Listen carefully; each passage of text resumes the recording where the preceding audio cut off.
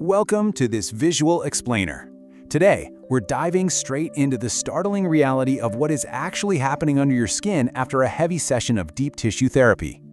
Look, if you've ever had professional bodywork and walked out looking, well, a little bit worse for wear, you are absolutely in the right place. We're going to decode the signals your body is sending and completely reframe how you look at post-treatment recovery. Let's get into it.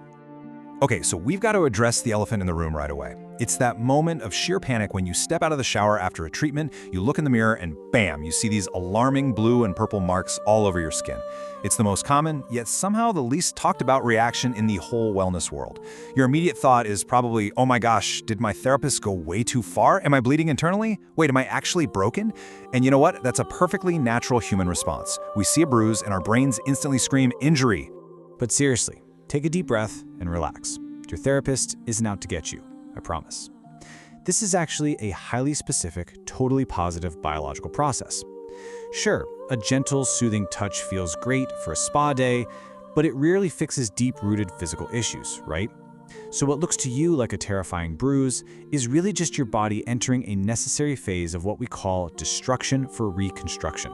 You haven't been beaten up. Think of it more like a frayed cable that's finally being rewoven. Your tissues are literally being prompted to rebuild themselves from the inside out. Section 1. The biological reveal. Let's look at exactly why precision causes bruising. Think about those stiff, aching, literally wood-like muscles you carry around all day. Deep down, the fascia is severely stuck together in these long-term adhesions. And this tightly compressed tissue is literally squeezing and suffocating your tiny microvessels. Deprived of healthy blood flow, they just dry up. They lose their natural stretch and become incredibly fragile. So when a skilled therapist comes in and uses precise techniques to forcefully peel those stuck layers apart, those brittle little vessels undergo a mild shock. Because they lack elasticity, they simply can't stretch, which results in a minor leakage of red blood cells right into the surrounding tissue. And here's the absolutely crucial point to remember. This vascular leakage, it's not a mistake. It is a calculated medical micro-trauma meant to wake your body up. It's not a sign of clumsy, heavy-handed work at all. It's a highly targeted physical disruption.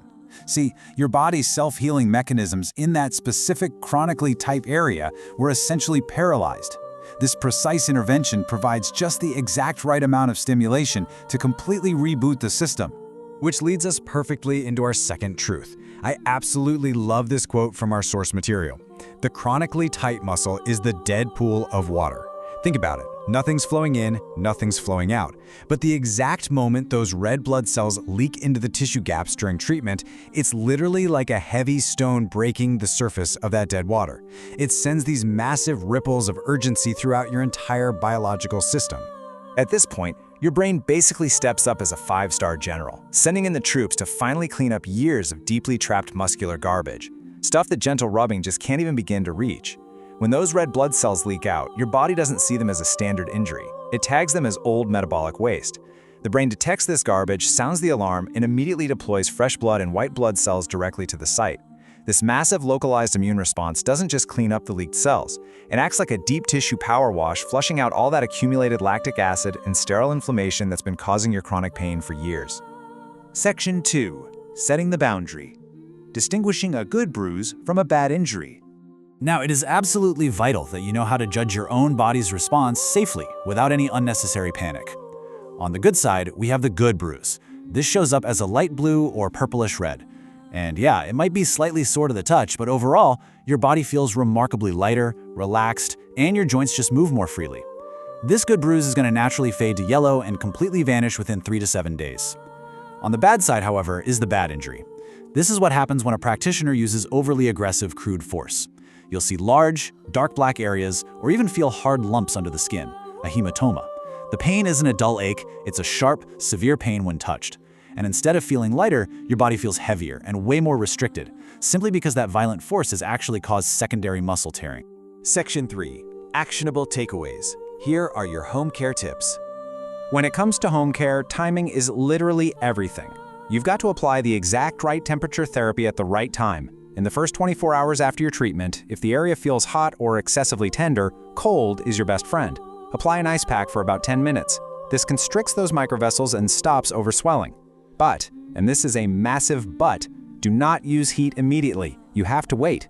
After 48 hours have passed, then you flip the protocol. Now you want to introduce a hot compress, maybe a warm towel, or use a blood-activating patch. That heat will now kick in and accelerate your body's ability to absorb and flush out all that benign metabolic garbage we just talked about. Section 4. Our professional promise. When you visit clinical experts, like the folks at Wong Bone Setting, their entire philosophy is rooted in precision over blind force. They very carefully evaluate your vascular elasticity to keep everything completely safe. Because when you're dealing with deep tissue and fascial release, you aren't just paying for someone's physical strength, right? You're relying on their clinical experience and highly developed sense of touch, their palpation. They know exactly how to trigger that necessary medical microtrauma without ever crossing the line into a bad injury. And they strictly refuse to compromise your safety with things like remote diagnoses. True, deep physical cleanup requires strict, in-person clinical expertise. Their rules are super uncompromising. They completely reject this dangerous idea of getting miracles through heavy force. But at the same time, they're not going to waste your time with superficial, feel-nothing massages just to keep your skin looking pretty while leaving your actual underlying pain totally unresolved. And honestly, perhaps most importantly in our highly digital age, they have an absolute zero-tolerance policy for online, photo, or text-based diagnosis. You just cannot gauge tissue tension, vascular health, or fascial adhesion through a phone screen. All their professional focus is reserved entirely for patients who are physically present in the clinic. So, if you want this level of serious deep tissue cleanup, you've got to book directly via WhatsApp and actually show up in person. So, I'll leave you with this one final thought.